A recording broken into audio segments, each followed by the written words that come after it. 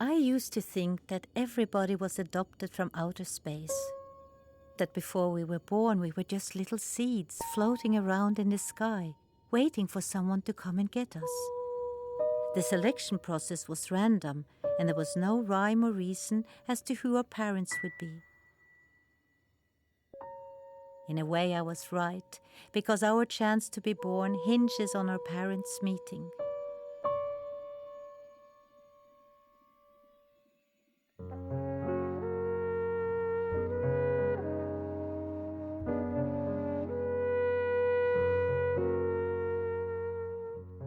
My parents met completely by chance due to a chain of events that was set in motion many years ago in a small apartment in Copenhagen. In this apartment, there lived a Danish poet called Casper Jørgensen. Casper was so worried about running out of ideas that he often could not think of anything to write. He therefore went to see Dr. Mørk, who specialized in this problem.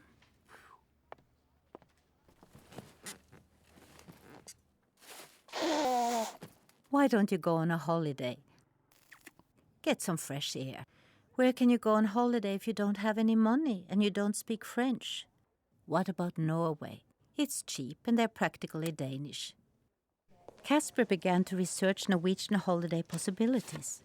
At the library, he came across a book called Scandinavian Confusion about famous Swedes who were actually Norwegian and famous Norwegians who were actually Danish, and so on. This is how he discovered the Norwegian writer Sigrid Undset, who was originally Danish. She had written the epic novel Kristin Lavransdatter and had won the Nobel Prize for Literature. Kristin Lavransdatter is the story of Kristin, who is engaged to Simon. But Kristin falls in love with Erlend, and she breaks up with Simon and marries Erlend against her father's will. She regrets this fateful decision for the rest of her life and never forgives herself, no matter how many times she walks barefoot and pregnant on pilgrimage to the Nidarus Cathedral. This novel so profoundly moved Casper that he wrote a letter to Sigrid Undset. Dear Mrs. Undset, I am a Danish poet. May I please come and visit you in Norway for inspiration? Best regards, Casper Jørgensen. Dear Mr. Jørgensen, I could use a little inspiration myself nowadays. Please come and visit me anytime. Best regards, Sigrid Undset. And so it was that Casper went on holiday to Norway just as Dr. Mørk had prescribed.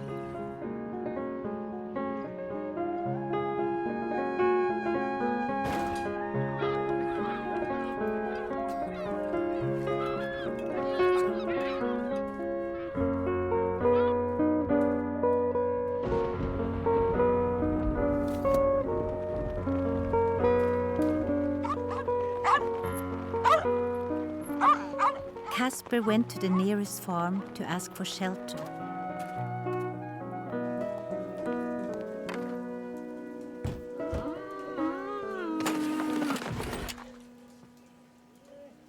I am a great admirer of Sigrid Undset, and I'm on my way to Lillehammer to visit her.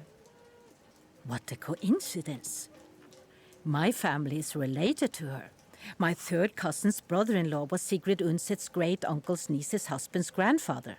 So your family was originally from Denmark?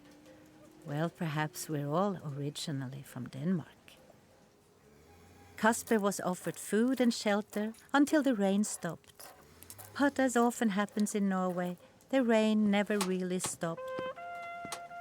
Casper did not mind at all, for Lundegård had a beautiful daughter called Ingeborg, who tended to the chickens and romantically mapped the stars above the farm.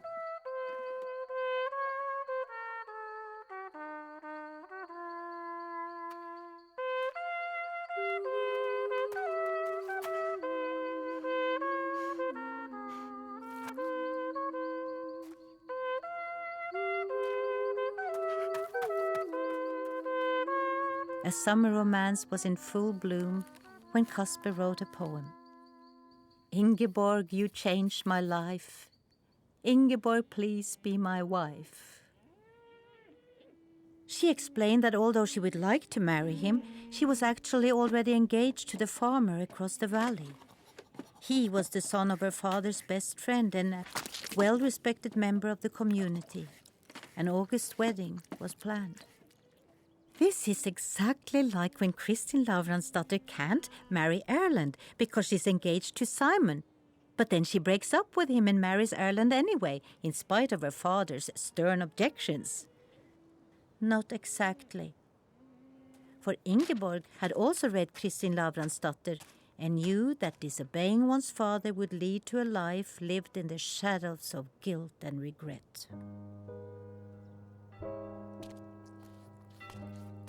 Ingeborg gave Casper a lock of her hair and promised that she would not cut it until they were reunited.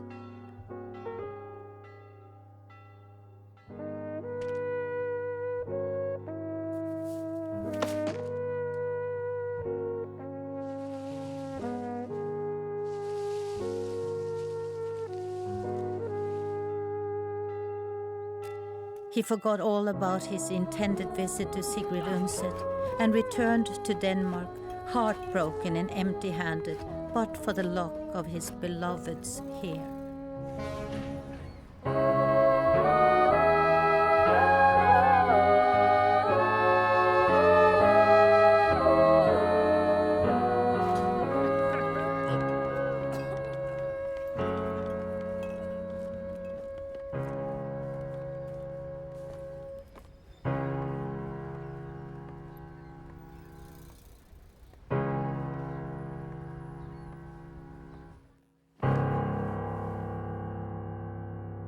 How can I write when I feel so sad?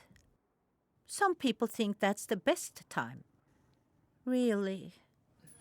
Casper tried to write, but nobody cared about his sad poetry. He reread Kristin Lavransdatter again and again, as if the cure for his broken heart could be found somewhere between the 1,500 pages. Ingeborg was unhappy too, and she regretted that she had not disobeyed her father and married Casper. "You'd better cut your hair before I trip in it and twist my ankle," said her husband. "There are worse things in life than a twisted ankle," answered Ingeborg. And then something much worse did happen.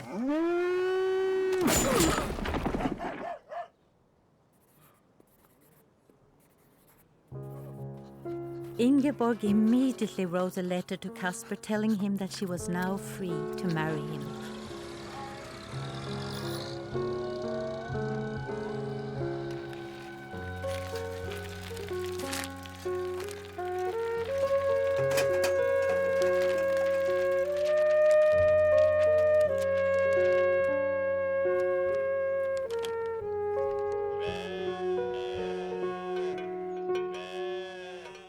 But Casper never received the letter, and Ingeborg waited in vain for his reply. Meanwhile, Ingeborg's hair grew and grew. She decided to employ the children in the neighborhood to comb and brush it for her. One of them was a little girl who was exceptionally good at arranging Ingeborg's hair in complicated braids and knots and elegant beehives. Her name was Veslemøy, and she became Ingeborg's favorite hairdresser.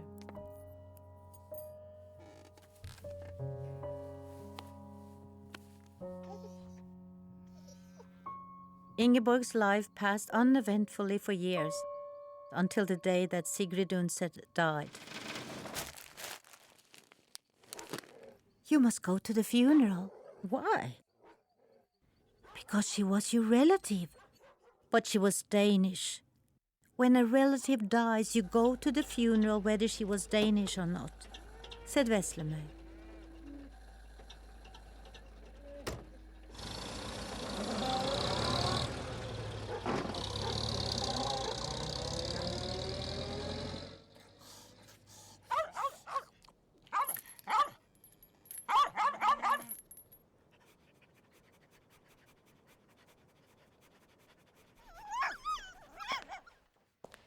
Casper was grief-stricken by the death of his favorite author. You must go to the funeral, but it's in Norway. Just go.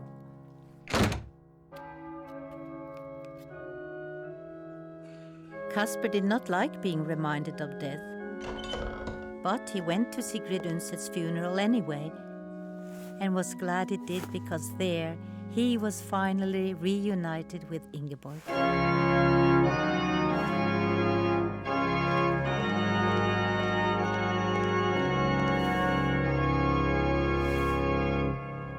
Great, now I can finally cut my hair. Are you nuts? I love your hair.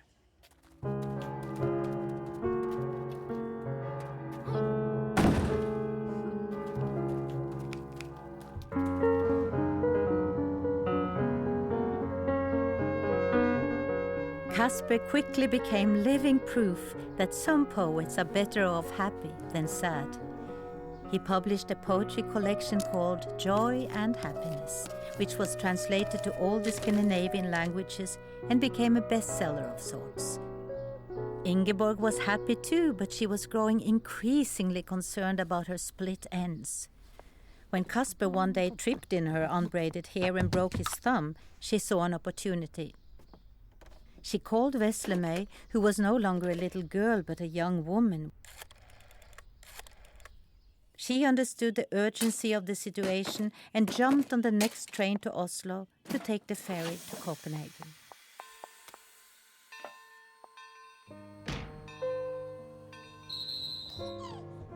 The only available seat was next to a young man who was reading Casper's Joy and Happiness. His name was Petter, and he told Veslemøy that he was going to Copenhagen for inspiration and to meet Casper Jørgensen, who was his favorite poet. That's quite a coincidence, said Veslemøy.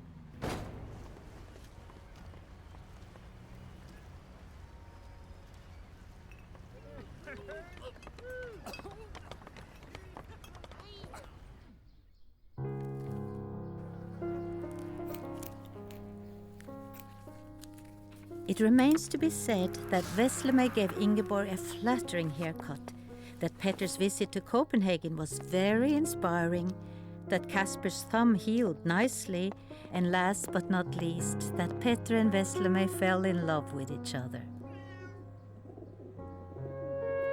Sometime later, they became my parents. But had it not been for the Danish poet and Sigrid Undset, a rainy summer in Norway, a slippery barn plank, a careless mailman, a hungry goat, a broken thumb, and a crowded train, my parents might never have met at all. And who knows, I might still be a little seed floating around in the sky, waiting for someone to come and get me.